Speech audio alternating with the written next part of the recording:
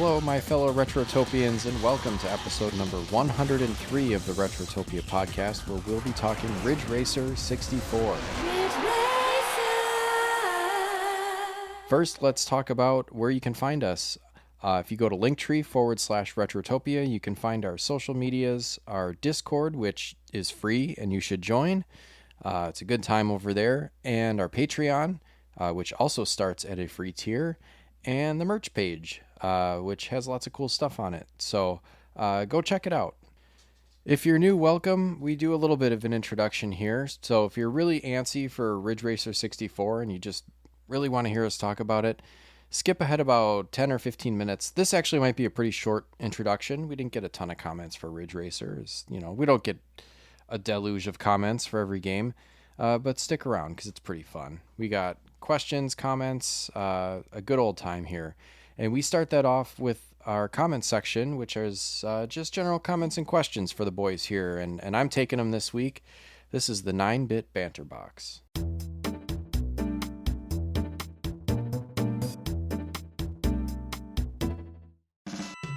All right, our first comment comes from Brother Retro, who says, Salami Sam, what's your favorite 90s sports movie and why is it not D2 or Little Giants? Why not those? Those are great. But it's The Sandlot by a mile. But the first Mighty Ducks, I think, is an honorable mention. Those are good. Hey, I like D2 and Little Giants. Little Giants was awesome. Blue Yoshi. Blue Yoshi says, Sam, you've been attacked by a wild... Oh, insert Pokemon here. I'm supposed to insert Pokemon. Shuckle. And it's bitten your arm off. You have to design a cybernetic arm with 3 features. What are your features? First, I want a turbo controller-like feature that lets me button mash with my thumb at an insane speed. You know how like you had those old school like controllers, like the... what is it called? The Sega Mega Fury or whatever freaking Sega controller I have that helped me beat that Taz game, where you could flip the switch and like it would automatically mash the button for you. Like I just want that with a thumb. So I would do that. I would also have an attachment that has like keys to my car, or house, or whatever I need keys for. Because when I'm carrying stuff, I always seem to like have to open a door and then like my keys are in the wrong pocket. Like you're carrying groceries in or like a box in or something like that, and you want to just like secure the box and reach down with your hand, and then it's like, fuck, my keys are in the other pocket. I would just have it shoot out of my cybernetic arm and just do the thing. Also, you'd never lose your keys, so that's pretty cool. And then like in my forearm, I think I would have like a Bluetooth speaker, like a really high quality one. Yeah. Hopefully those aren't boring, but you know, really functional stuff. I think so. That's what I would do. Next comes from Philip Mouth with Farts, who says, what are some of your favorite video game memes that you've seen lately? I just saw one with a pack of Tic Tacs and it was labeled Final Fantasy Tic Tacs, and my dumb 12-year-old humor just laughed out loud, making my wife shake her head at me. I do like that Final Fantasy Tic Tacs one makes me laugh. Yeah, I've been calling Final Fantasy Tic Tacs. Yeah, Final Fan. Now I said it. But yeah, basically I've been calling Final Fantasy Tactics Final Fantasy Tic Tacs because of that meme. One I saw lately that is pretty, you know, the ones where it's like Mario, but he's Drake in that like, I don't know Drake or pop rap very much, but like, what does he do? He's doing the thing where he's like puts his hand up like no, and then another one where he's pointing like yes. I think everyone probably knows what I'm talking about. There's one where Mario's like no, but the no is like buying Super Mario Galaxy 1 and 2 at $60 in 2008 or whatever, and then it was like waiting 20 years and buying them both for $70 because that's in reference to the new collection that's coming out of those 2 games. I thought that was pretty funny. So yeah, that's my favorite for now. Good one. The Big Deal says, what are your top 5 non-beagle breeds of dogs? This is a great question. I'm going to start with Bulldog. English Bulldog, I would say. I like all kinds of Bulldogs, but I just like the Snaggletooth and like the stocky, just like a big chunky boy that's like drooling and stuff. We went over, this was like last year on Christmas time. We went to a place where they do like woodworking stuff, and my kids were painting stuff, but they had like I don't know if he was a bulldog or a mix, but he was just a big chunky boy, and he was walking around. He's the best. I would say also a bloodhound, because that's just like a big old floppy dog. And I don't know, it just makes me think of like a detective. I would name him like Sherlock or something. I'm sure that's cliche, but whatever, I don't care. Golden Retriever. That's like a basic bitch answer, but like everyone loves Golden Retrievers. They're so fun. We've had a couple of Golden Retrievers when I was growing up, and they were just great. Number 4, I would say Dachshund, because it's like a little short beagle. They're just, whenever I see one, they're funny. I love Dachshunds. Or in Bluey, and they call the one Dachshund, says he's a sausage dog. That's really funny. And then number 1, Dalmatian. We had a couple Dalmatians when I was growing up, and I loved them. They can be a challenge. They don't always like new people or people outside of their family unit. They can be kind of protective, but God, they're great dogs. I think if I didn't have beagles, I would have a Dalmatian or 2. They're gorgeous. But yeah, those are them. Bulldog, Bloodhound, Golden Retriever, Dachshund, Dalmatian. Cool. All right. Thanks for that question. I love that question. I'll talk about dogs all day. All right. Julio the Hunter says, Sam, do you have a favorite scary game? And do you plan on playing anything scary for the month of October?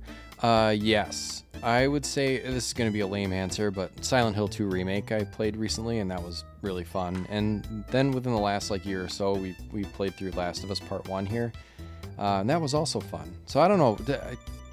Do you consider Last of Us a horror game? I mean, there's certainly like jump scares and scary elements to it, but yeah, I liked those. We're currently playing Last of Us Part 2. Since that went on PS Plus, we started playing that. Enjoying it so far. And I've been playing off and on this game called My Friendly Neighborhood, which I think we chatted about a little bit in the Discord, but it's like a Sesame Street meets Silent Hill type game, where it's like a survival horror but with like puppets. And it's it's not gory. It's not particularly violent, but it does like have some jump scare and just kind of general like eeriness to it. Yeah, that I've been enjoying. So I hope I can get some time on that this weekend and get a good chunk of it done, because I'd actually like to review it for New Game Plus. That's been a really fun game to play. And then looking forward to Silent Hill F. I haven't gotten it yet, but I think we'll pull the trigger on that pretty soon and start playing that. But yeah. Oh, and then also for the show, we're playing Fear within the next couple of weeks, and Brian's dreading it, so I'm like, okay, well, I don't know how I'm gonna do with this one. It sounds like it's pretty scary. So there's gonna be a bunch of scary games coming up. Thanks. All right.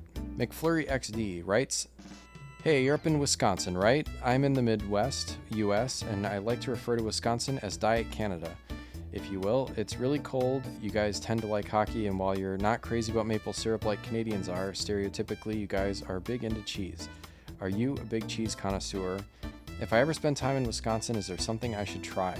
We have Culver's over here, and I think that's about as close to Wisconsin-esque cheese I think I've ever had. All right, lots to unpack here.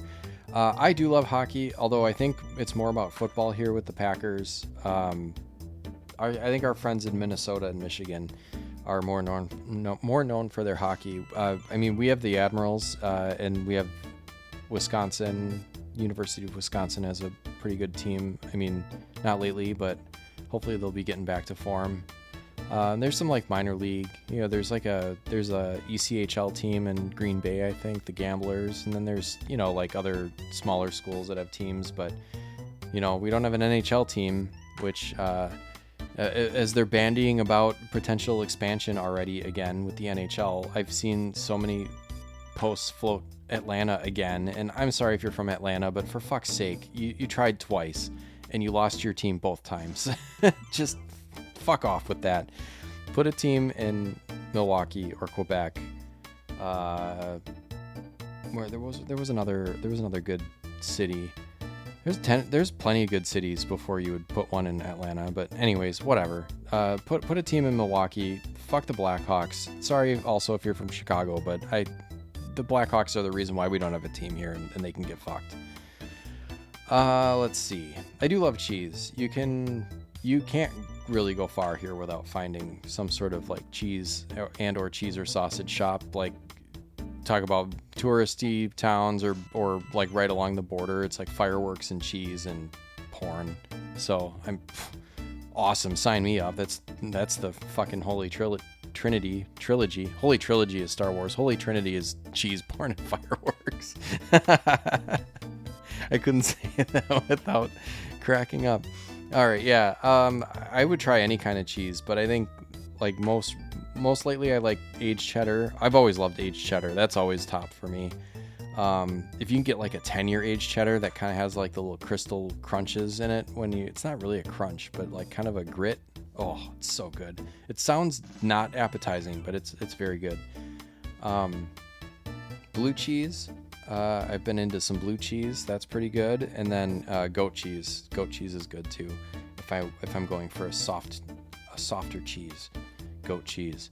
I don't particularly care for like soft cheeses with a rind though. So like a lot of French cheeses, not for me. I'd have to give them a try again. But like brie, I'm not a big fan of, or like camembert.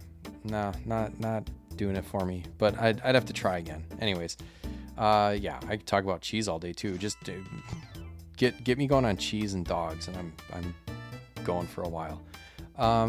Culver's. I did want to mention about Culver's. I do enjoy Culver's, and I like that it brings some Wisconsin goodness to the general masses of the United States. But if you're ever here, do yourself a favor and don't go to Culver's, because it's not the best. Go to a good local frozen custard stand. Like if you're here in Milwaukee, go to Kopp's, go to Leon's. What else is there? There's Murph's. There's a ton. I mean, I can't think of. There used to be a place called the Duke's that's out west of here. I mean, you can't go far without finding and frozen custard, not ice cream. We've had this discussion before. Frozen custard. And honestly, the cheese curds at Culver's are bad. I'm not even gonna say they're okay. They're not good. I don't get them when I go there. Yeah, it's like you could get that in the frozen section of your grocery store, the way they're breaded. If you're here, or if you have cousins. I don't know if you have Cousins subs where you're at in the Midwest, but if you're in the Milwaukee area, go to Cousins, get cheese curds. They're the best. They got really good breading. So, yeah, that's my take on Culver's and cheese curds and cheese in general, and a little bit of sports. Good question. All right, I probably went on too long about that one. The last one comes from Avendali. Sorry, my text is a little bit too small, and it looked like two L's. All right. You say, first of all, yeah, Sam, what is your favorite Wisconsin beer? Anytime I trek over to the great Cheesehead State, go Pack Go, hell yeah, I pick up a couple of cases of Spotted Cow. Anything else worth trying? Yeah, plenty. First of all, welcome. I don't think I've seen your name in the comments for episodes that I've introduced. So welcome, and thanks for your comment and question. More of a question. Yeah, I don't drink any longer, but when I did, I quite enjoyed the New Glarus beers. So that's the brewery that makes Spotted Cow, but I don't think Cow is good, but I really liked Moon Man, Two Women, and Fat Squirrel. Those were three of their... Is that three? 1, 2, 3.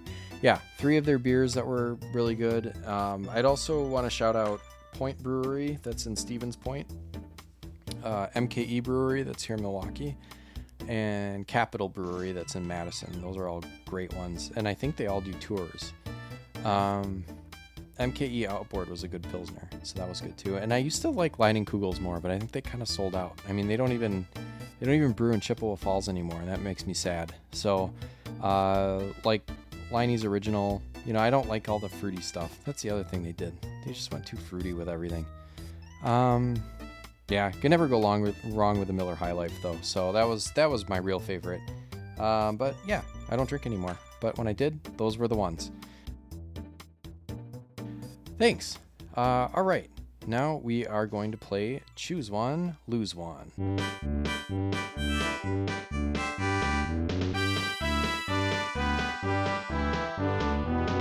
Ladies and gentlemen, roll up and choose your power-up from the game of the week. You pick a power, we pick a consequence. It's Choose One, Lose One, the game where everyone's a loser.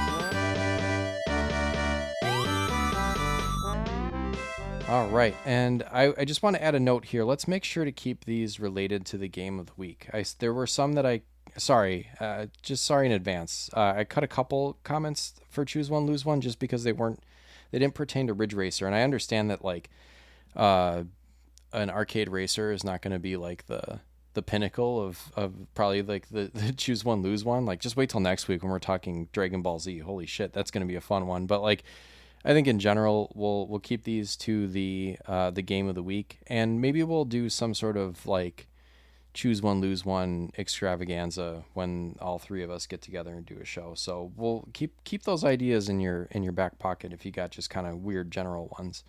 But okay, first one, we got 3 this week. Let's go with Brother Retro, who said, I want to race on ridges 64 times. Well, guess what? You will make it pretty far. You're going to race 63 ridges, and then you don't quite make it before your timer runs out. All right. Big Deal says, what's a ridge racer? How about a working N64 with a holy quartet of WCW and WWF wrestling games? No. What you get is an N64, and you can only play Ridge Racer. Hooli the Hunter says, I want the ability to hit a guardrail at full speed and receive 0 damage. Well, just like the actual game, you can hit the rail and take no damage, but you will lose all your speed and everyone will pass you. Because that's pretty much how it happens. All right, thanks. Yeah, sorry, that was a pretty short Choose One, Lose One, but then again, this was a pretty short, pretty thin game as far as depth of your powers goes. It's pretty much just accelerate and turn. All right. With that said, we're going to turn it over to Alan for the Gentleman's Interlude.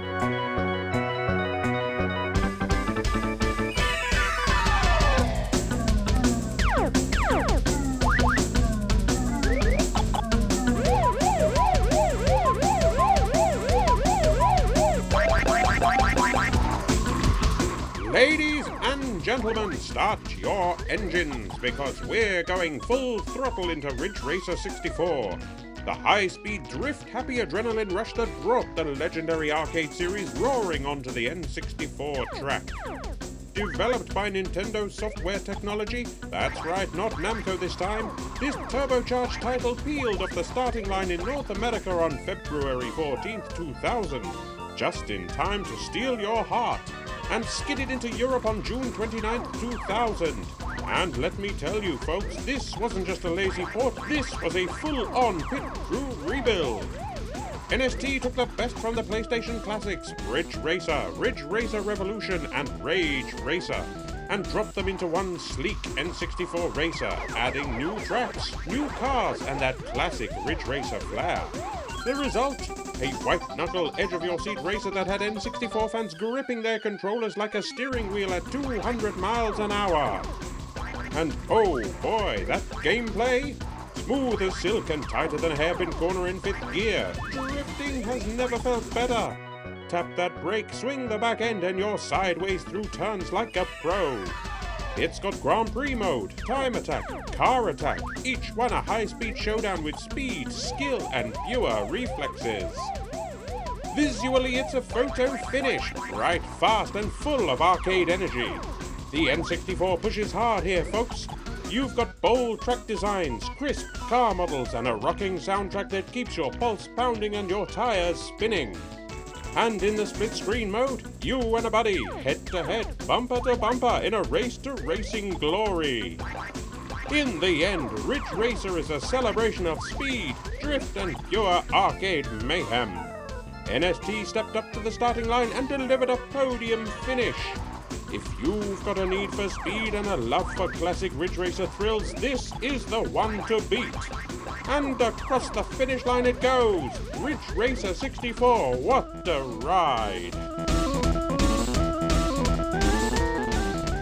All right, thanks, Alan. That was beautiful. Now, comments for the game of the week, and we have 2 this week.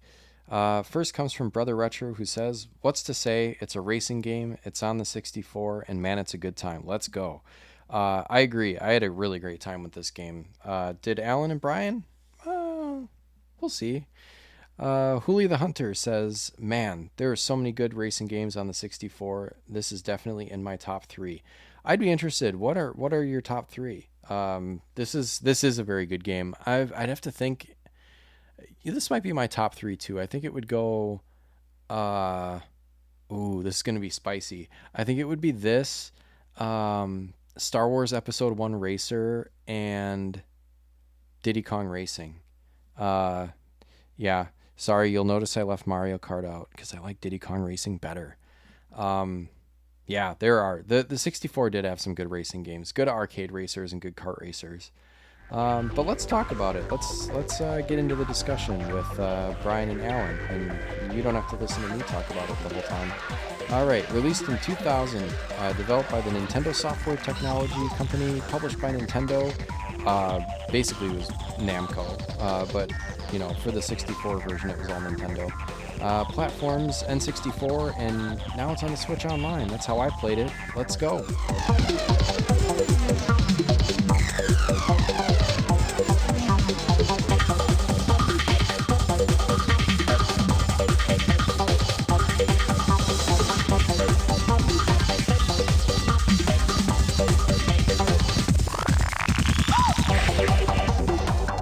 All right, here for Retrotopia episode number 103, we are talking Ridge Racer. It's Sam here with Alan and Brian. How are you doing, fellas? Pretty good, buddy. Pretty good. Raring to go. I guess. Oh, hell yeah. I know you guys are excited to talk about Ridge Racer. Oh, you know what? Like, as long as it pisses Brian off, this game is spectacular. I love it so much. And you, like Ridge Racer, you can also eat the inside of my ass and really dig your tongue in there to clean it out. Ugh. What, you mean I'm going back for seconds? Like, your filter really is gone, isn't it?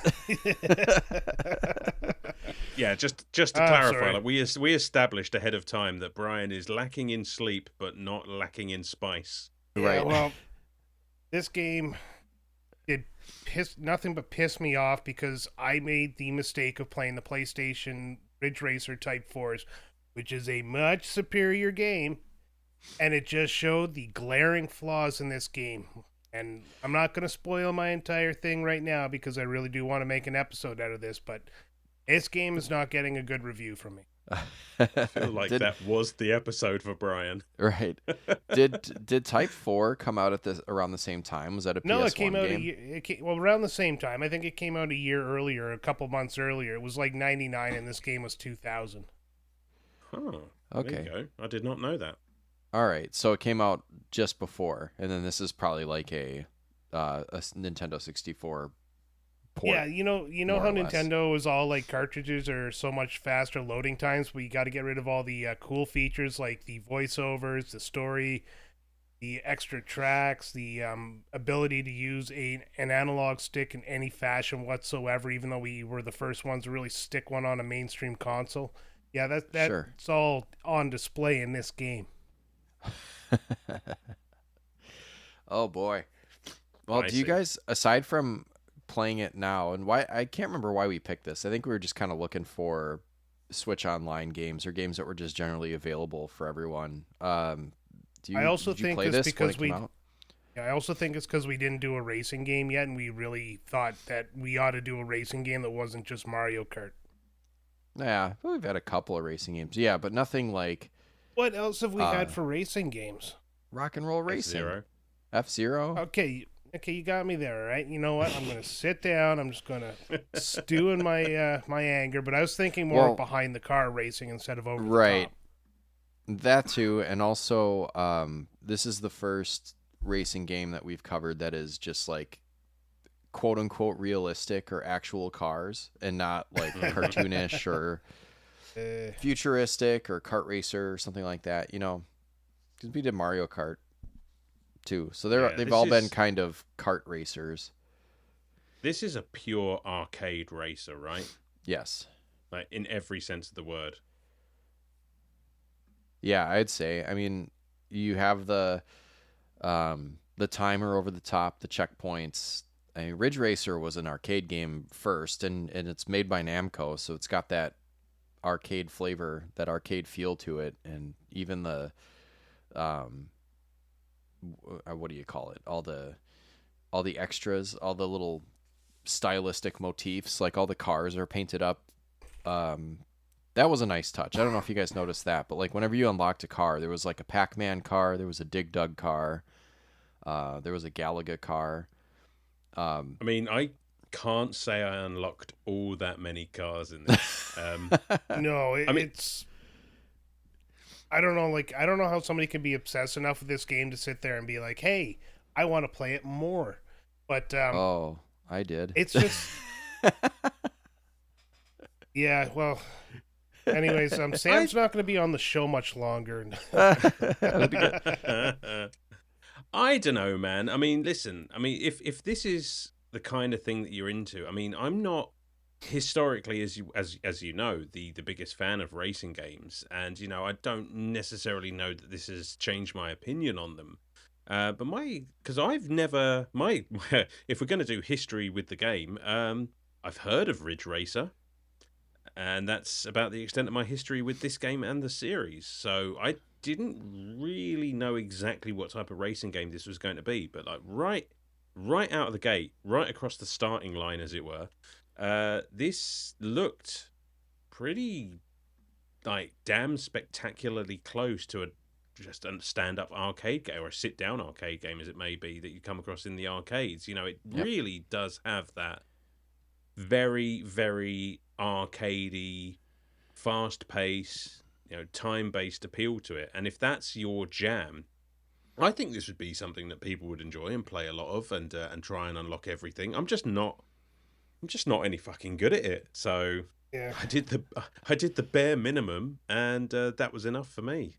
See, I have played Ridge Racer before, and I played it in the arcades. I've played it on PlayStation. I've done all that, and I had high expectations of this game because Ridge Racer is supposed to be that arcadey fun game, the unrealistic drifting, the fast overtakes, the excessive speeds, weaving through the mountains and stuff like that. But that's where this game fails, is it controls so poorly, and a lot of the levels you spend more time bouncing off the walls than you do actually doing any technical racing, and it just kind of sucks because you can't just like brake to slow down for a corner and take it normally, but as soon as he hit the brakes, well, he's going into fucking drift mode, and his drift mode is to turn completely to one direction, like 90 degrees, and slam into a wall.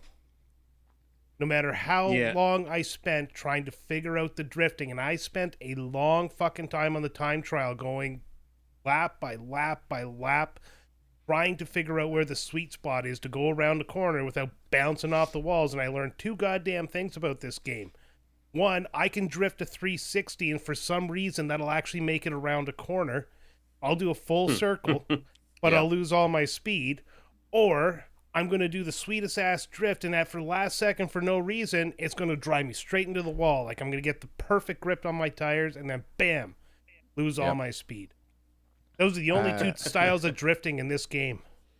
So just taking a step back, Brian, you've played more Ridge Racer than we have, because I don't think I played this at all. I think it was, if anything, it was a renter, but I don't even know if I have any experience renting this. I think mostly I played on the 64, like the Cruisin' series. San Francisco Rush was freaking awesome, and then I think there was like a MXC, I think, or something like that. It was kind of like a rally racing game, but never got to this one. So this was my first time through it. I don't know. I don't know. I didn't think it was that bad. See, well, it's my Animaniacs. I kind of had. Here we go. Now, I kind of had both experiences at the same time with this game, so I feel like I come like literally right in the middle of you guys, because for the most part, he said, "Come right in the middle of it." Yeah, I realized what was going to happen as soon as it left my mouth. Another clip for the Spank Bank. There Yep. you go. Because for the most part, now listen, I want to make it perfectly clear that one of the reasons I steer clear of racing games is because I don't like the person that they make me while I'm playing them, and this game is no exception. Like, if any type of game is going to make me snap a Switch console in half, it's a fucking racing game. And I don't appreciate this one. I mean, what kind of fucking racing game has you needing to get first place in every single race in order to proceed? And don't answer that, because there's probably about a million of them. That's a very arcadey thing there. To carry on, you need to be first place. Yeah, I it was get kind of that, bananas. But, you know, why can't you just play first, second, or third? I mean, is that not enough? Anyway, I digress. But I was having such... I mean, I started off, it wasn't too bad. You know, I was getting kind of, you know, I was not doing well, but I was starting to get the hang of things and what have you. But the difficulty curve in this game, for me anyway, got really steep, really, really quickly, and like I was pure raging at this game. And like I feel sorry for you guys, because we chat in the Discord. Obviously, we have our own little channel that we talk in, and I think I bitched about this game just about every time I played it. And how many times did I say I'm done? Like I've done all I can. We've gotten to know you well enough to know when you say you're done, what you mean is I'm going to take a 30-minute break and then go back at it because I'm obsessed with finishing games. I am. I know it's a fucking problem because it's just the pride, the fucking pride takes over, and I rolled credits on this, and to roll credits on this game, you get about halfway through it, and you know what? That's a win as far as I'm concerned. Yeah, I was surprised when I saw credits because I thought, like, well, there's quite a bit left. Yeah, oh yeah, because you can see all the tracks, right? Well, right, yeah, you know that there's grayed out tracks, at least half of them left, and it turns out that they're mirror tracks, which makes sense. That's quite a common thing in racing games. Space-saving technology. Oh yeah, but but they are harder. They're quite a bit more difficult, even on the novice. Like, so basically, you get novice, intermediate, and expert of the 3 regular races, and then you get the same, presumably the same, because I didn't get that far in it, of the mirror courses. But even the novice are pretty tough. Like, you get to that point where you're closing in on the final lap, and you know you have just a couple of spaces to make, or a couple places to make up, and you could see those cars in front of you, but they just do not draw any closer.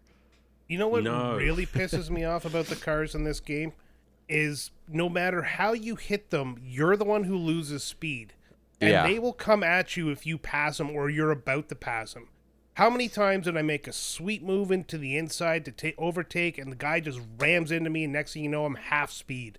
Then I'm accelerating back up to catch again, and then I have to do the whole shebang over. Or they run into the back of me, and some reason I lose all my speed, and they rip around me. I'm like, what the fuck is going on with this game? It drove me to Allen levels of insanity. I love racing games, and that pissed me off. I agree with that, Brian. I agree with that hard, because that is just a larger part of one of my biggest gripes of this game, and it's the catch-up style of racing, because no matter what I fucking tried, as soon as that countdown... I know where you're going, yeah. As soon as that countdown reaches 0 and you have to start the race, like, there was nothing. No, they shoot off the line, and you're sitting there spinning tires. I figured it out how to get off the line with a minimal spin, and it did nothing. I still had to catch up to 12th place.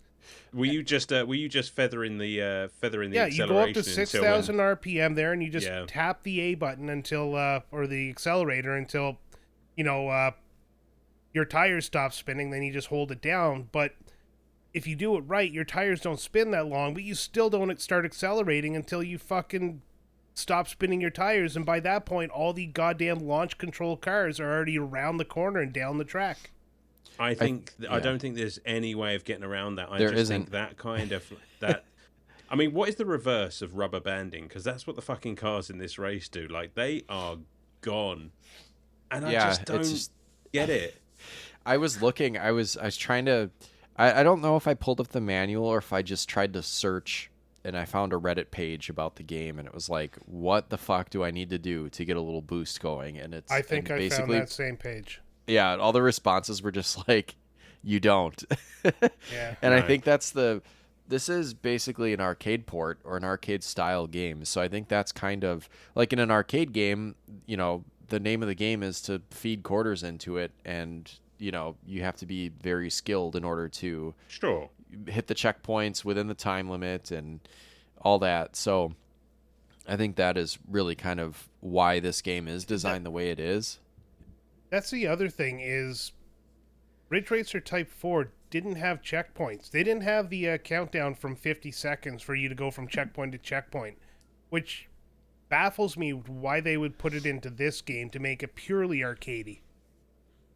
I mean, I get using the timer. It's a holdover from that old style of arcade racer. But what I don't get is how that fucking timer works. Because, you know, there were several races that I was in where I'm like in third place, fourth place, and I get timed out. And I'm just like, if I'm in third or fourth, surely I'm fast enough to beat the timer.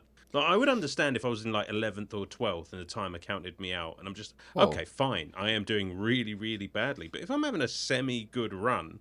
Like, why am I losing time? I'm surprised you actually timed out. I never timed out. No, neither did Oh, I I. did- I oh, usually no, ended I up with like over 50 seconds and quite often over 99 seconds on races. Can we just like roll back about 15 minutes or so when I said I am really bad at racing? Like I wasn't just, Yeah, I suppose. I weren't just whistling Dixie. Well, I think what happens is basically every time you hit a checkpoint, you get time back, obviously, but it doesn't just let's say you have 60 seconds and then when you hit the checkpoint just goes back up to 60 seconds. I think it adds a certain amount Like of time. 25 seconds, yeah. Right, but it stacks. And so you Yeah. can actually gain time the faster or the better you're racing, you'll gain time at each checkpoint and then have more to work with. Sure. In theory. Just kind of it was just weird. It was just weird to be like in that top half of the race and actually time out. Like, you know, I mean, it happened a couple of times. It wasn't every race, but it was still kind of like, huh, okay. I mean, the finish line's in sight. What the fuck happened there? Just, I don't know. Well, Maybe everyone was having a bad day. like I said, I know you said it's a product of its or a holdover from arcades, but I was talking about Ridge Racer Type 4, and that's an older game than this, and they got rid of it, so they know that the timer's not really that good. But you think of like Cruising USA and all these arcadey type of racers on the N64. They all had it. They all had it. Yeah, exactly. It's just the N64 trying to be the home arcade system still, and everybody else was moving away from it. And I don't know. It's just, I honestly, outside of arcades themselves, where I understand it's a money making mechanism, I don't see the point of having checkpoints inside of racing games, It's just even like in this having era. it's just like having scores on a platformer. Like who cares what your score is? Yeah, Yeah. You know. just something there Yeah. for the dinks. Yeah. No, I do agree with you, Brian, because it's. I mean, it's, you know, surely where you place in the race is all that really matters. It I mean, does. why? If I'm doing badly enough to get timed out, just let me finish the race because I'm not going to win anyway. Oh yeah, I right? mean, if you have to make first place, and then the timer is just another handicap that prevents you from being able to focus on the race, because now you're also, well, shit, I got 10 seconds to get to the next checkpoint, time to drive extra recklessly or something like that, then you end up losing the race, so you've lost anyways. It's yeah, an exactly. And I tell- unnecessary part of this game. Here's something I'm just thinking of about finishing in first place. Now, I don't watch racing. Maybe you guys do. Maybe you can answer this. But I do. if I have to finish the race in first every time, why am I starting the next race at the back of the line? Yeah, that's another friggin' arcade or like racing game trope. Yeah. Like, why do you always end up at the back of the line, even though you're the fastest guy in the grid? It's not how it works. Well, I mean, right. that's a minor gripe. I understand there has to be a challenge in the game, and that's fair enough. But it's just like, this game just constantly puts you on the back foot in every race, and you never feel like you're winning until you win, right? Well, yeah. But you know The- what? The newest Gran Turismo does the same thing. Like, I think when you get later into the game, because I've never actually gotten that far into it, but I think later in the game you'll do qualifiers where you actually get your place based on that. But early in the game, you always start at the back of the pack and you have to work your way through the pack. But again, that's a real racing game as opposed to this, which is supposed to be arcadey. So in the arcades, I get it, but there is no reward for winning a race in this game outside getting the trophy and moving to the next race. It's just kind of funny Sam, because you were going to say something. Yeah, they group these races as quote unquote Grand Prix, but it's really not a Grand Prix. It's just a way for them to group the races together because you start from scratch each time. I think it would if you didn't want to have to finish first in order to advance. I think the way that they would have compromised on that is to have you race the block of them, like if you do a Mario Kart circuit. And you have to you do 4 races or whatever, and then you have to place high enough in each one to get, first, second, or third place in the cup total instead of. But this isn't that sophisticated of a game. They're just like, here, we're gonna throw you in, and you're gonna have the same style of experience every single time. Yeah, good luck. But I did Don't run out of appreciate, time. sorry, but it does let you, I want to play for a bit and. You don't have to get locked into 3 races every time you start the circuit. You know what I mean? Like you can pick and choose which races, and you can retire if you want to and switch cars. It's not like you're locked in for 3 whenever you're. No, that is true. Yeah. That's so true. I mean, there's give and take, I guess. I mean, there is a lot of there's a lot of track variation, despite the fact that there's not a lot of track variation in this game, because it's essentially like the same 3 maps, I think. Mm-hmm. Yeah. For both easy, intermediate, and expert, there are just different areas But again, that are that's diverted or. Sorry, that's a space-saving thing for the tiny Nintendo 64 cartridge. I get that, and I kind of think it's both. Like, logically, I think it's a clever use of the cartridge. Fair enough. But then part of me is just like, well, I've kind of seen this track. I'd like to see something different. Like, you are repeating the same tracks over and over again. And all right, you're going different routes through them. But it does kind of get a bit rinse and repeat after. I mean, I don't think there's anything they could have done. It's just... Made a better game. Tell us what you really think, Brian. Right. Well, that is kind of a common thing where in those days or when you got to the next set of races in an arcade, it was the same track with like an extra turn or, an expanded version of the track. I think I want to say San Francisco Rush did that too, where, there were more expert or intermediate versions of the races, and they would just have like an extra. Obviously those assets existed. It just, this turn opened here. Star Wars Episode 1 Racer does the same thing. Like those planets and those tracks are recycled over and over, but like as you go through the circuits, they get bigger and bigger and have different turns and stuff like that. All right. So I guess it's just a common thing with the genre. It's just, I've not, like I say, I'm not even a fair weather racing person. I just don't play them, so it's not something I'm familiar with. Just to add to this, even in real life tracks, they do sometimes have the ability to reconfigure the track for different types of races. So. Oh yeah. All right. What's real life? I have no idea what that is. I'm even less likely to watch racing in real life. You It's should. actually pretty fun. I Yeah. mean, I don't know. I've attended. Except for NASCAR. NASCAR is boring as shit. Yeah. Although I will say, just circular track racing like IndyCar or NASCAR is really fun to attend in person. I've gone to one. It's fucking cool. It's like I've always been that person. It's like I enjoy racing video games. Obviously, like I used to be a bigger runner than I am now, and I enjoy racing just in general. And I was just like. But always NASCAR, IndyCar was just like whatever. But then I went to one a couple of years ago, and I was just like, "Oh, I get it." As soon as the engine started, I was like, "I get it." See, I often think about like people who go and watch Grand Prix and things like that. It's just you kind of sit there or stand there in your little area, and then the cars they go past, and then what are you doing? Like, Oh, it's fucking There's a awesome screen though. you can watch. Yeah, depending I know where it's you so are. cool. Yeah. Like I There's a watch screen- Formula One all the time, and the grandstands they all have like monitors to kind of show the race as it's going around. And a lot of places will actually put the stands where you can see more than just in front of you on the track. Yep. Oh yeah. Oh, so it's, yeah, okay, that makes sense because it wouldn't be all the way around the track. That'd be fucking ridiculous. Yeah, you just see your section, and then there's some corners and stuff like that that are premium price corners because that's where most of the action tends to happen, and it's a big business and it's growing every year. See, there you go. This has been learning. Alan learns about racing from Sam and Brian. I feel like I've learned something today. I'm not going to use any of this information for anything, but I appreciate you guys putting such a heavy shutdown on the point I was trying to make.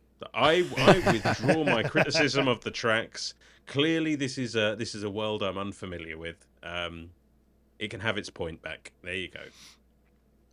Brian, Well, you just argued this game up a point. How do you feel about that? Well, somebody's got to give it a point somewhere. Oh, you are so angry. Okay, yeah, all right. So I'm going to unload a little bit here because I think I kind of killed the conversation, but I'll restart it. My biggest problem with this game is the controls. You can't feather an N64 analog stick to go around a corner softly because the N64 analog stick, even though it is technically an analog stick, for this game it really works like a D-pad because you have a dead zone and then all of a sudden your car is turning and then you have to do the thing you used to do with D-pads, which is tap your way around the corner. And that's where the problem with the drifting is you're trying to go around the corner there and you're trying to feather the control or the analog stick in order to control the slide. And this game does not have any give. So if you accidentally go too far or you go back too fast, the car will fishtail or will slam into the wall or do the 360 around the corner, like a literal 360. And if you tap anything, including some of the places like grass, you will lose your drift and then you'll lose all your speed. And that's what frustrates me about this game. It's not that I can't get by everybody, which still I'm pissed off about the physics where the car slows you right the fuck down. It's that no matter what I did to try to figure this out and learn the drifting, it didn't work, and it didn't make any logical sense of why it wouldn't work. It's really bad controls. See, that's how I felt for the lion's share of playing this game until I got to a point where I did actually finally figure it out. But it did involve like going into the options and changing some things around, like how the drift worked, which I do appreciate them having in there. There were like 3 different options for like collision and the drift, which is a really nice touch. Yeah, that actually gets a point on the game because yes, you could change I had the collision for Ridge Race 64, and then the drifting with Ridge Racer Revolutions, and now you see that's supposed to be the way you do it. Online, that's what everybody said. Switch it to that, and you're golden. And it did not help at all. Interesting. No, that did not help for me. Putting it back on Ridge Racer 64 is how I finally figured out how to play this game. And that's interesting, Brian. You said, I mean, did you actually play this on the N64? Yes. Well, I played it on the Switch Online with the N64 controller. Oh yeah. Okay, you've got the controller. Yeah. Oh, see, I played this. Right. I played this handheld on the Switch, and I was literally using the D-pad the whole time. I never once, and I think maybe that's because I just didn't trust myself to be precise with the analog. Oh, you used the D-pad? D-pad? I used the D-pad the whole time. Whoa. Absolutely. We all played this in different ways, which is really funny. It's like wild, right? That kind of incline. Like I already enjoyed it, but like that kind of inclines me to even give it more of a bump because it's like you can, especially now. We might say that this game isn't, a good modern game or like, these N64 games don't hold up or whatever.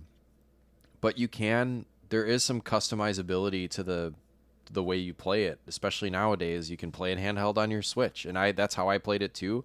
And I actually had, I went and picked up a copy on the 64 because I wanted to try it just on native hardware, and I mean it was fine.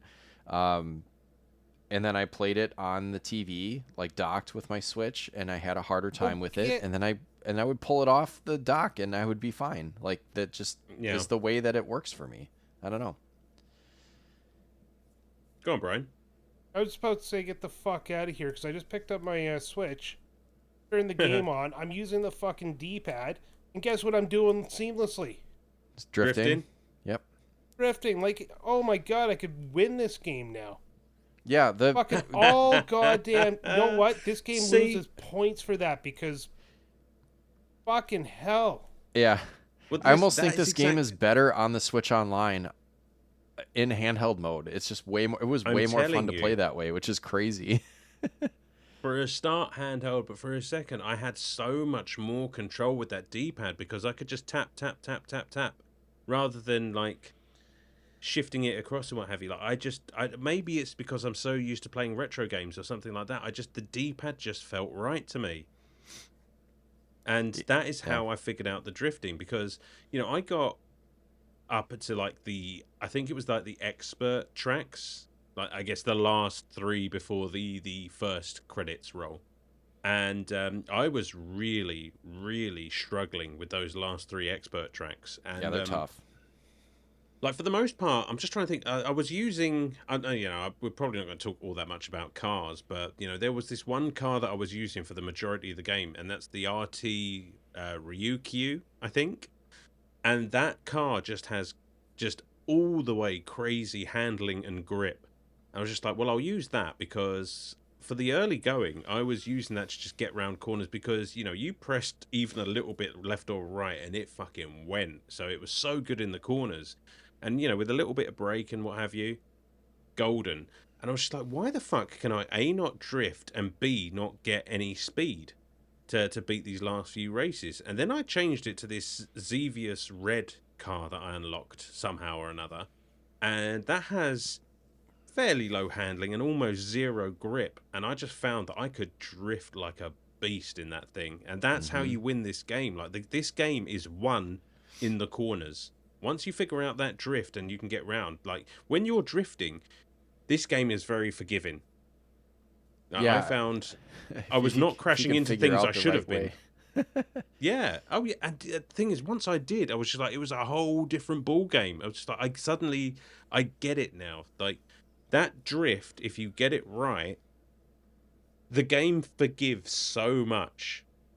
Like it's just like, how am I not crashing into anything while doing this? It's just because, especially in those like S turns and things. Yep. It's like, oh yeah, well you're drifting, so you're probably fine. So there you go. And I got to the point I figured out the drifting relatively quickly because I was, usually when I'm playing a game like this, I'll try the shoulder buttons. I'll try, is it braking? What is it? And the way that at least the default setting is, in order to drift, you start your turn and you let go of the accelerator and then you press it again, is the way that I got it to work. And there were times when if you were actually sitting in the car, the speed that I was taking hairpin turns and hugging the corner, like you'd probably have jelly for brains. Was just nuts. Like the G-forces would have been crazy, but it feels so good when you get it right, though. Yes. Right? Yeah. And especially because I was passing in a hairpin turn and that felt amazing. Yeah. Well, this is what I'm saying. Like this game, for the most part, these cars are so fucking far ahead of you that you have to win it by cornering. Yes. And that's where I was going wrong because I was braking into corners and it's just like, yeah, I'd get around the corner, but I was losing time. Like you have to use the drift to keep your speed up. And yeah, so you take your finger off accelerate, then initiate the turn, and then put the accelerate back on, and you'd fly. You'd just fucking go. You would go. That's how I beat. The only time I'd use the brake for a turn is if it was a, like one of those wide turns that you just ended up having too much speed to do without braking. So I would just kind of give the brake a little tap just to get you the extra turn around the corner. Or the ones where they were just kind of, the course itself was just kind of wavy, so it was just like weaving. I would use the brake to just weave a little bit. See, I'd always find using the drift around that weave was pretty good. Brian's just completed the game. Look. I am so pissed off right now because I just grabbed the car that Alan was talking about because that was the one I initially used as well because I needed Which the one? grip because I couldn't drift the RR Revolution Ryoki something or other super handling car. Oh yeah. But yeah, I was just playing with it and I was using the D-pad the whole time and I just killed my best lap times There in you the go. time trial. I was getting 103s on the first course and I'm getting like 58s now. I'm so fucking angry. That's the funny I thing think we is fucking like broke Brian. I think the funny thing is like yeah, I mean we just covered Metal Marines. I was like, how am I like was there a correct way to play this? It's like turns out no, it just is kind of a hard, arbitrary game. And it's like this one is like no, there's a trick to it somewhere. Like you just Yeah, gotta just don't play it until 2025 when you have a Switch 2 and use a D-pad. There you Oh, go. I didn't use There the you go. D-pad. I just feathered that stick. Yeah, Feathered well, that stick. la-di-da, Mr. Fancy Pants. Mr. Super Racer. Now I tell you what, if I was using the analog stick, like this whole game and console would have gone in the bin like very early on. No, but Like Alan that. was right, though. You tap the D-pad until you're in the drift, and you can just kind of put the system down for a minute while you drift through the corner, and then all you have to do is tap the D-pad the opposite direction, and then you're driving off. And it's like, there's nothing that says use the D-pad on the N64 game or in the controller. It's like, use the super analog stick and get pissed off. I tell you That's- what, I'm just gonna bask. I'm just gonna bask in that Alan was right. Now, I don't hear that enough in my life. Thank you, Brian. I needed to hear that today. Hold on, I gotta write the time down to cut that part out. you know, you can't. you know what's you funny, can't cut though? it out of my brain. You know what's funny though is,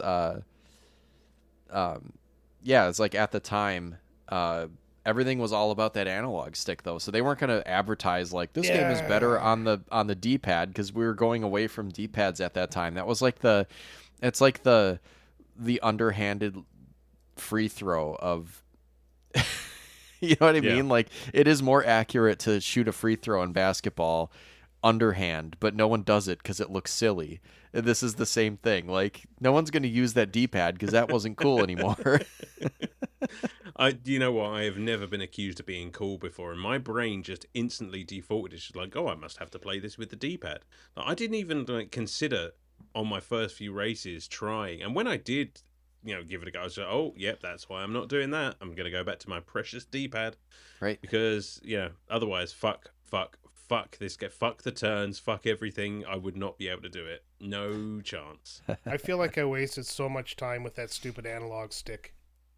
That's it, Brian. When you should have just been taking the D. Yes, exactly. I will take as many Ds as I can now just to make sure that never happens again. So, Brian, has this changed your opinion at No, all on the game? no, I'm actually more no, he's pissed more off mad. now because I learned about this. Like, I've been playing it for a week and a half, and I just learned about this.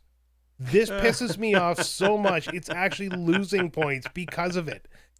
I mean, Oh, I love how angry you are. it's so dumb. Like, just make the drifting a little bit easier and you have a solid game here. Maybe turn the solid brick physics off of the opponent's cars. Maybe if they run into the back of you, they slow you down and maybe you get a little bump boost or something.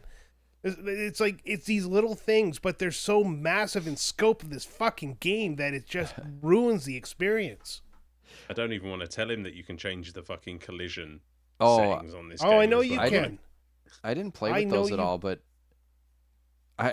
I did find sometimes that getting bumped by the opponents would give me a boost, but it was not as frequent as when it slowed me down.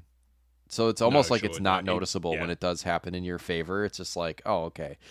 And sometimes I think they were kind of colliding with you from behind too. They would kind of. Oh, Yeah, they would try to get you. They would fucking come for you. Like, you would be coming around a corner, and all of a sudden, they would just take a different line and slam into the side of you. Next thing you know, you're down to Exactly. 80 miles per hour, and they Some- fucking drive away without any penalty at all. Yeah, Yeah, sometimes I I can't feel tell like you they would go sideways almost. Yeah. Yeah. Well, Or you're, they knew how to drift. or yeah, like you're doing this. They're on the opposite side of the track, and you have like 4 or 5 lanes wide area in a straight. and for no reason they just jet over and they slam into you, and it's like, why? Like that is just literally designed to slow me down for no reason. And Yeah. the I'll tell you last what, level I played, that kept happening, and I would be like 12th place. I'd get up to 10th or 8th or something like that. And next thing you know, one guy would just clip the back of my car. And next thing you know, 4 cars past me. I'm back in goddamn 12th.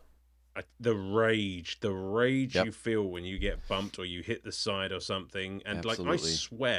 I swear that this game's collision detection is about 6 inches pissed one way or the other. Yeah. Like, because there are times I was like, there's no fucking way I hit this. I mean, there were times I was just like, oh yeah, like I'm legitimately climbing a mountain right now. But there are times when I was like, I never, no, not in a million years hit that. But you start seeing those cars pass you and you start drifting down to 12. And I just felt like the rate, like my hair was turning blonde and I was just, oh. But yeah, just like the tension that I would feel every time you see that little white thing at the bottom of the screen. There's just like this little faint little white blob just when you know a car is right up your ass, and it's just I could feel the palpitations. Like this game, these games in general, are just not good for my heart health, man. This is why I don't play them. Yeah, Oh, nothing was fuck. more frustrating too than when you're having and it takes like, especially in the intermediate and expert courses, like it takes a fair amount of concentration to just lock in and gain space, Mm-hmm. gain your space, I keep saying spaces, gain your places and do the turns correctly. Like I would kind of have my, obviously there's a mini map of the course. It doesn't show you where any of the other cars are, just yours, unless you're doing a challenge race to unlock a new car. But I'd be watching, like glancing down to make sure, like, okay, where am I at in the course? Like, what kind of turns are coming up next? So I had like a system Mm-hmm. where I would be like glancing down there to see what's next, trying Yep. to concentrate, and then all of a sudden, like, you would lose your concentration for just a bit, and then you'd hit a wall, and then you would just ping pong between the two walls, especially when on Oh, like the narrow sections, just like bam, bam, bam, bam, and then you'd just be getting passed, and I tell you what, Yeah. you talk about the map there, and like I couldn't figure out why that sometimes it was there and sometimes it wasn't. I couldn't figure out what I was doing to like change. Because yeah, like obviously it would have been nice to see where the other cars were. Because I swear those cars that are in first, second, and third just teleport like 100 miles ahead of you. right. But like that map was useful for anticipating the turns, but it wasn't always there for me for some reason. I don't know why. It Oh, just it yeah, would disappear. Politics. yeah. I would Politics. definitely use that map, because it was, especially when those hairpin turns were coming up. I wanted to know when they Hmm. were coming so that I could plan for it. Otherwise, if I just relied on what I could observe on the course, sometimes you would have those red arrows painted on the sidewalls, and every time I saw Hmm. those, it's like, oh, it must be a tight turn, and sometimes they weren't. So I'd be like, Yeah. hit the drift, and then I would just drift into the near wall. It's like, oh, that wasn't a hairpin turn. I'm just not paying attention. No.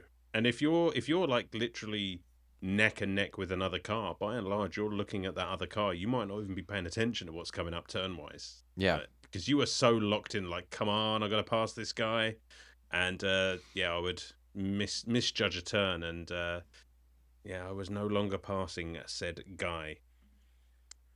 I think actually, for the most part, I think the first lap is probably the hardest lap, because that's where you're in the pack with groups Yeah. of, 4 cars, and that's where it's the hardest to get past anyone, because that's where they're drifting into you, or they're running into you and slowing you down. And when there's a pack of 3 cars, those are the hardest to pass. But it is really, really satisfying when you can kind of like shoot the gap between 2 cars, and then get around another one on a turn, and it's like, oh, you feel like such an Yes. ace. But then, like, most times you're just like Especially if you're slamming into drifting. everything. Yeah, especially drifting. Yeah, Yeah. but most It did times you're not just getting happen very slammed. often. No, it didn't. Like, most of the No. time you're just getting slammed, and it's like, well, all right.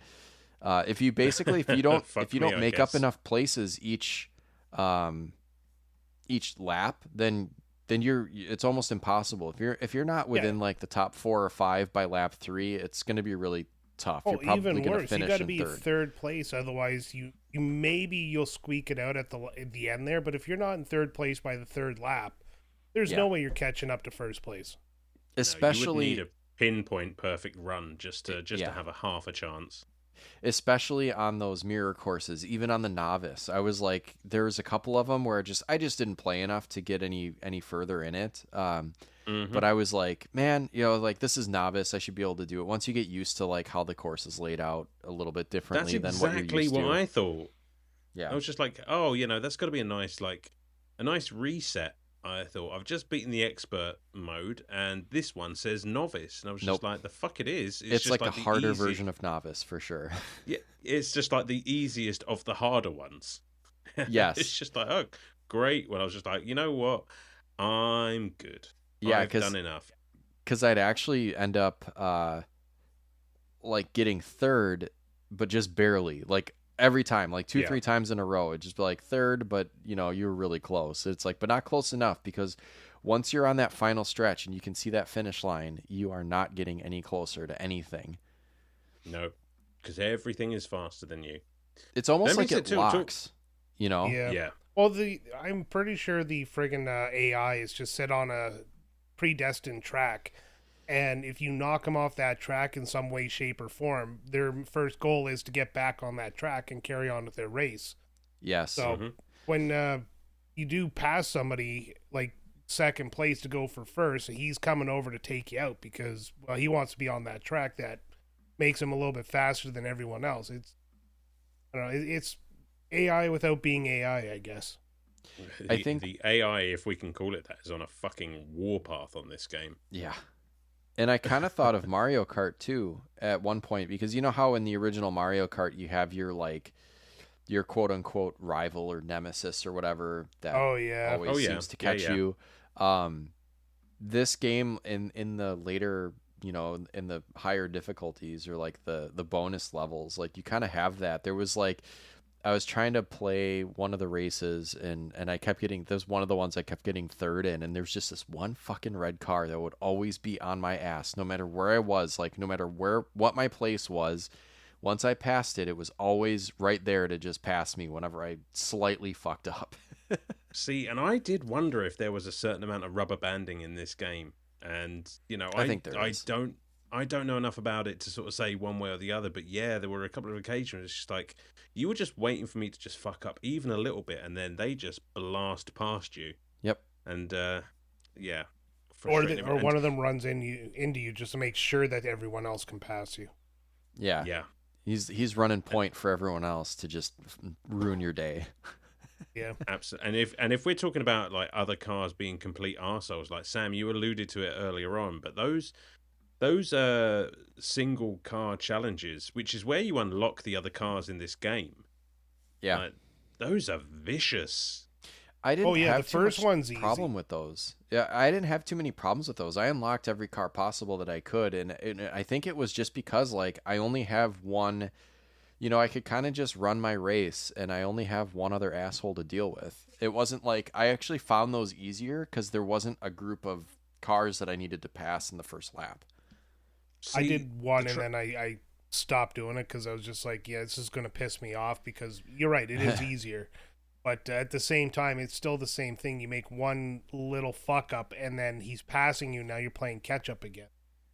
See, I actually found them quite tricky. Like I did a few. I just kind of gave up because these are supposed to be better cars that you unlock. And to this Yep. game's credit, there are a shit ton of cars to unlock in this game, and one Blinky, which is really really fucking cool. But they are technically speaking better cars, and it's just like, well, I'm in this piece of shit that I've been struggling with for the entire game, and I want to unlock that, which is a better car, but I've got to beat it in a race, and I'm just like, well, how the fuck am I supposed to do that? Like, I need that car to beat it in another race. Right. It's just like, just another example of being on the back foot with this game. It always puts you at a disadvantage. It treats it like it's an actual arcade. It treats it like it's taking your money from you. And then if you went out and bought this game, they succeeded in taking your money from you. And that's all they seem to have cared about in this game, because Ridge Racer has a really good history with their arcade style racing games, but this one just seems to almost spit in the face of it and just try to do whatever N64 trope was in their arcade race style games at the time. And that's a shame because I was really looking forward to this game. I honestly like the Ridge Racer series, and this game has made me rethink that. Oh, jeez. Oh man. This game has ruined your life. I'm going to go back to Gran Turismo, where I suck at it, but at least it's realistically sucking. Well, I mean, we should talk a Gran Turismo game at some point, because like that, the cool thing about Gran Turismo is that there was like a, you know, you won or you earned money on the races and then could buy better cars. So the better you were at the outset, the better you were in the long run, because you could continue to buy awesome cars and upgrades and stuff like that. Otherwise, like, yeah, like a game like Ridge Racer, like this particular Ridge Racer, like the cars are what they are, and you can earn them by racing. But this one, you know, like with a Gran Turismo game, there was a, I don't want to call it like an RPG element, but like, yeah, you are building your own garage. God help me. Like, I know we have this tradition of like planning future episodes within an episode, but it's just like, I wish the fuck it hadn't been another racing game. That's going to happen eventually. Might as well slap the condom on and just wait for it to happen. We need to play more racing games. More. I guess. Well, you know, maybe it'll get me out of my racing funk, you know. No, we're playing Budokai for next week after this episode, and I'm a huge Dragon Ball Z fan, and Budokai is just a game that doesn't sit in my realm of enjoyment because I am not a fighting game fan, and these old Dragon Ball Z arena fighter games are just the same thing. So I'm pushing through it, Alan. You can push through another racer. I will. I'll push through it for you. I'll push through it for you both.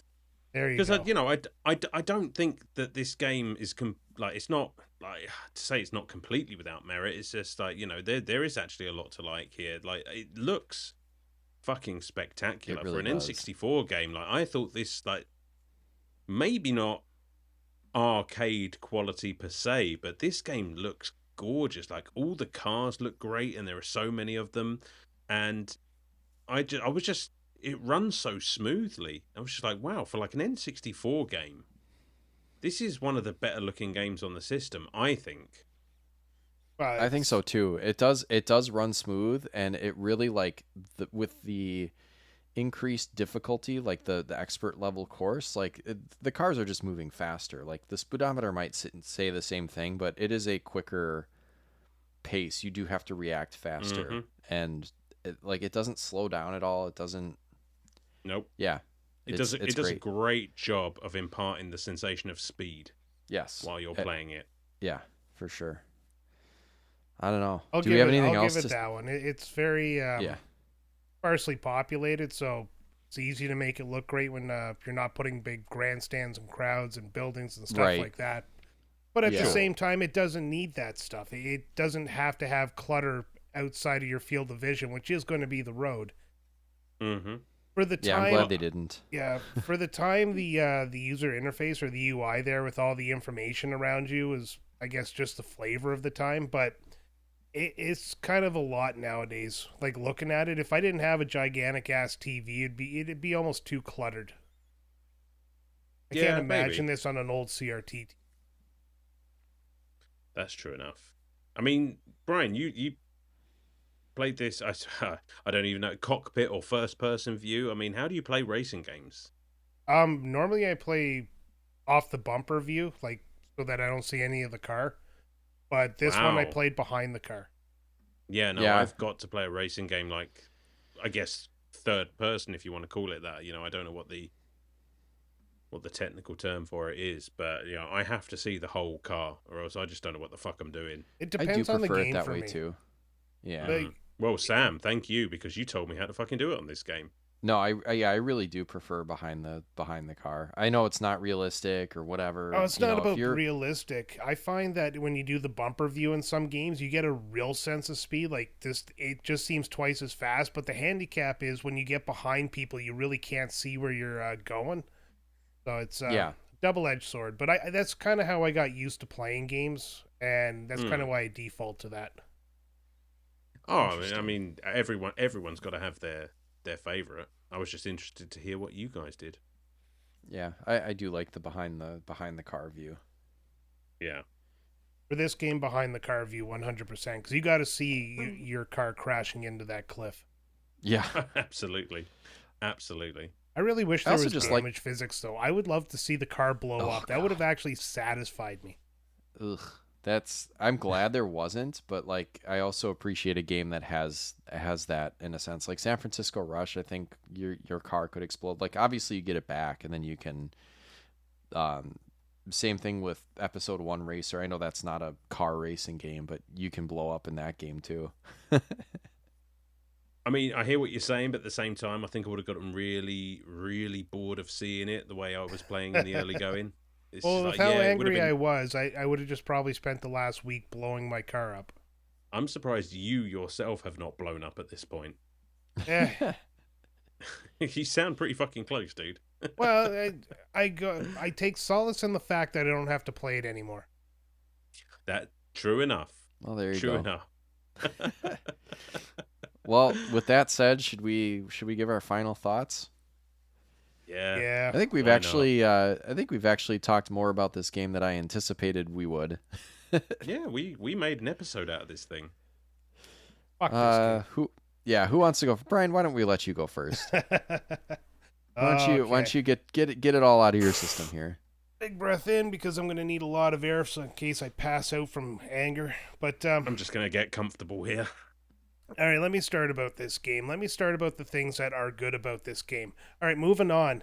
The things that I really, really don't like about this game are when you start the race, you always spin your tires, no matter what. Like I said, I kind of figured it out. Even then, I still ended up the same distance away from 12th place, or 11th place, I guess, in this case.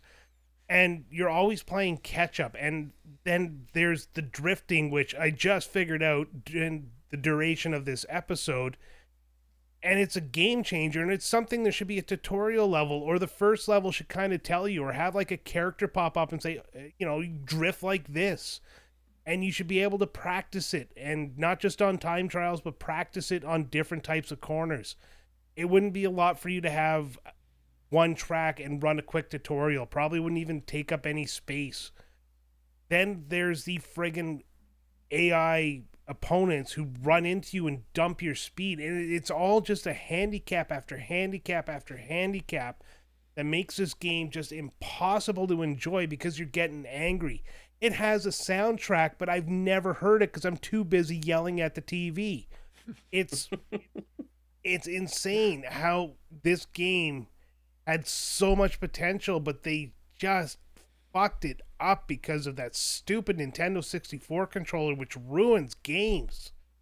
And I can't even put into words how angry this game was making me, especially today when I was just like, I gotta try it some more, and I gotta figure out this drifting. So I spent about 2 hours just on a time trial trying to get the drifting down, and anytime I got close to it where I was really paying attention to what I was doing, I couldn't repeat it ever again, or I would do it accidentally, and I was just like, it just kept frustrating me. And then I decided to jump back onto Type 4 just to see what its, I guess, contemporary is doing, and it was so much better. It has a story, cars are better, the races are better, like you're drifting around it, the opponents aren't banging into you. You still have to do like hold on, I got a cough here.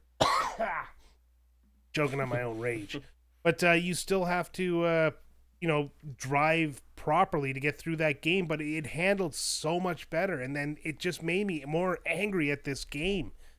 So I'm not going to spend too much more time. I think I've given it enough time of my anger that I want to give it. So I'm going to give this game a 3 out of 10, because honestly, I am just so enraged at the game that I can't stomach giving it anymore. And I think it gets its 3 because it is actually a very nice looking game for an N64 game. Its graphics are actually really, really pretty. And that's not saying a lot because it is not a super gorgeous game. And it's very void of any detail. But yeah, 3 out of 10. And that's me being generous. All right. Oh, I like spicy Brian. Yeah, you didn't like this one. Where did Not you at get all. that impression from? Like, were you even listening to him? God damn. Yeah, you want to take this next one? Yeah, why not?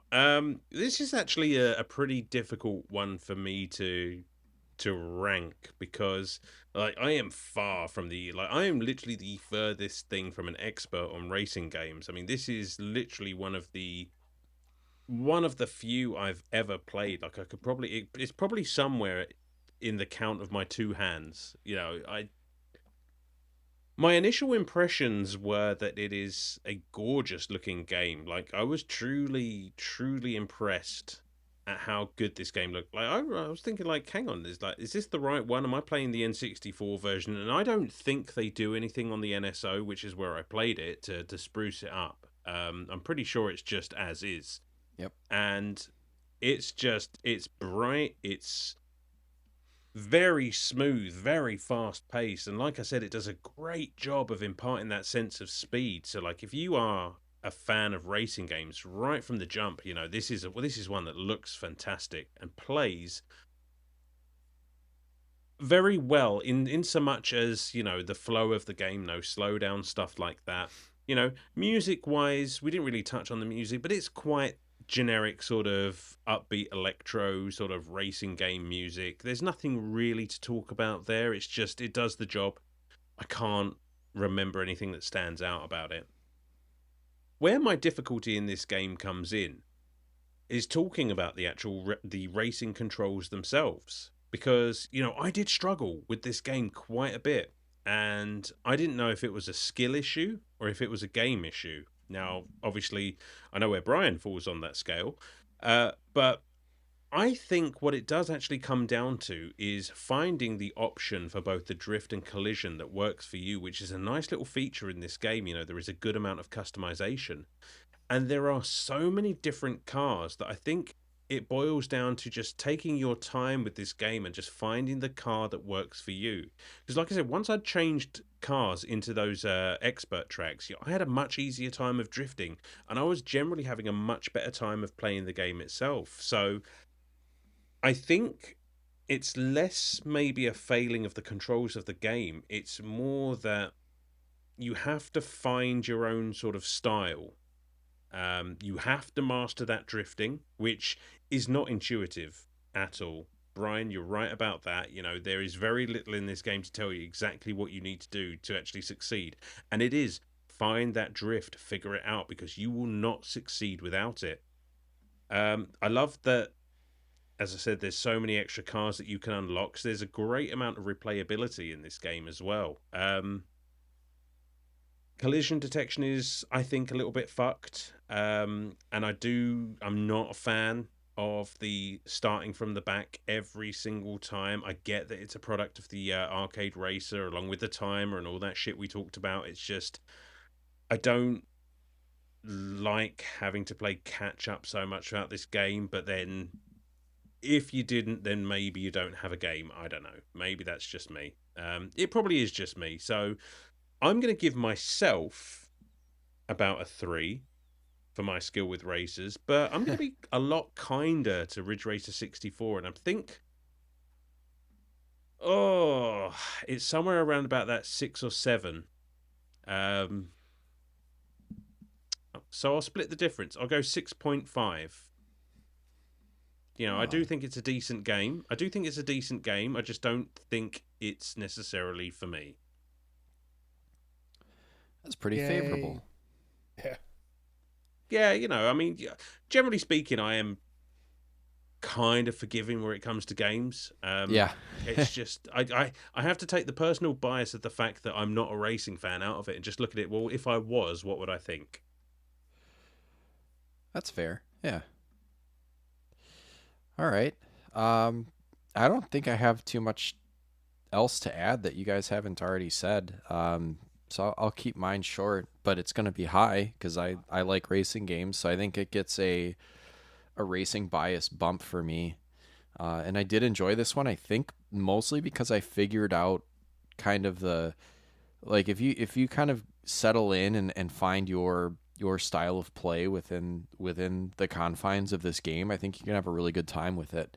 I didn't change any settings. I didn't do anything really. I just kind of played around with it and figured some things out. And I mean, that might have been a little bit of luck on my part, but it really kind of led to me enjoying this game. I said it pretty early on when we started playing this, like, this is actually a very fun racing game. I was surprised because I mean, I'd heard of the series. Obviously, I probably have played the arcade at some point. But yeah, I just found myself enjoying this game, and I actually did go pick it up for the 64. So I've got a copy of it here.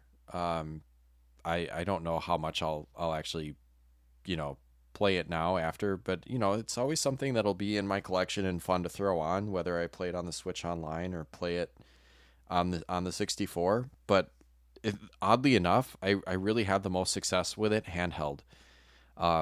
Playing it, just getting in close with the game, and I don't know what I don't know why my brain does that, but playing games handheld just tends to work better for me somehow. I don't really understand it, but whatever, it is what it is. I did roll credits on it. I played through all the expert courses and I unlocked all the cars that I could. I had a really good time with that. Yeah, I don't know. The drifting, the look of it, the speed, it was fun. It was, it is kind of bullshit that you're always in last and that they all peel away from you at the beginning, but it kind of is like that challenge where it's just like, all right, game on. I'm going to catch all you little fuckers. So, I mean, that is satisfying. Like, winning the races is satisfying. Passing around the hairpin drift turns is satisfying. Weaving through when it's successful is very satisfying, very frustrating when it's not.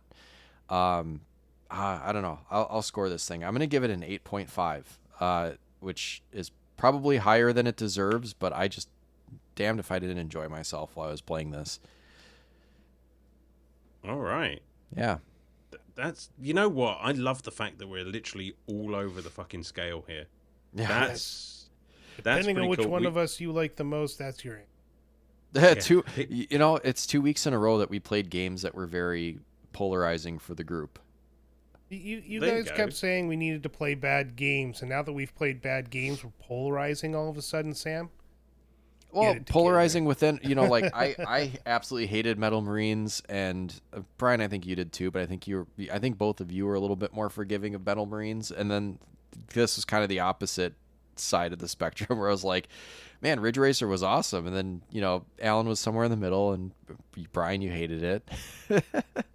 Yeah. I like it. I like it when there's a little bit of smoke There within was the Retrotopia offices. Well, it just here. shows the That's right. diversity of our interests. Like, we can sit there and suck the dick of, like, Super Mario Brothers or games like that, but in reality, Right. there are games that we're not going to agree on, and this just happens to be a streak of it now. And then we'll see what happens with Budokai next week.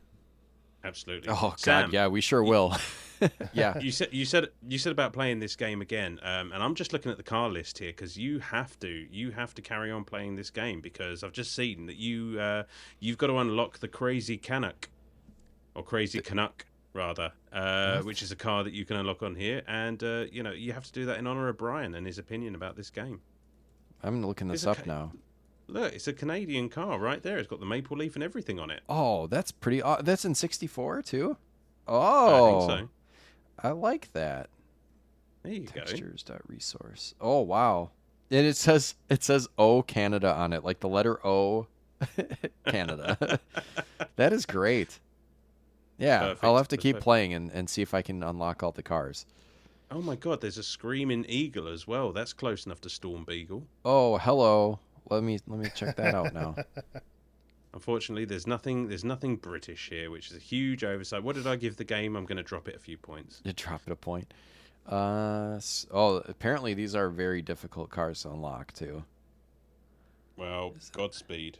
Godspeed. Is that it? Wow. Yeah, these cars are pretty cool, I will say. And I like the designs, and I like that. Something else we didn't mention is that you can change the color gradient. Yes. So you can I actually like that. Okay, you know what? That was probably where it got one of its points. Every race you go. could just take the slider and put it on a different color, and you got a new car. Yeah. Actually, do you want to know? Do you want to know a little secret there? I would There's a always Galaga. change. This is cool. I got to keep playing this game and unlock all this shit. I would always change my car to blue because then I felt like I was Sonic the Hedgehog, and that's true. Yeah, there you go. There you go. Well, all these cars, like all these ones that we're mentioning now, there's the Atomic Purple. That one looks pretty cool.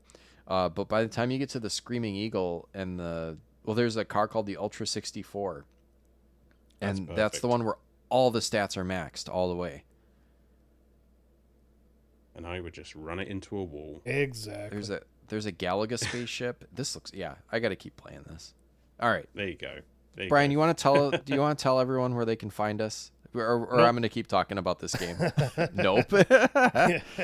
If you want to find us, you can head over to linktree/Retrotopia. It's linktr.ee/Retrotopia, where you can find all of our social media and a link to our Discord, where we got a nice little community going. You can also go to retrotopia.dashery.com to find our merch store. We got a couple of designs out there for shirts, hoodies, hats, stickers, pins, whatever you want. Also, if you like what you heard and you want to join in on the fun, you can do so at patreon.com/Retrotopia, where you can write in a comment or you can write in to the host of the show, and you can also play our game Choose One, Lose One. Other than that, you could also get an extra episode of, words hard. You can also listen to our other show, Quick Play, where one of us picks a game and does a short review on it, or a member of our hero tier picks a game for us. Also, there's Retro Bites, which is being rebooted, and will be up and running here on October 1st on the Patreon, or October 15th on the free feed. Thank you very much. Awesome. Good job. All right, boys. Well, until next time, I don't really have a clever way to end this, so...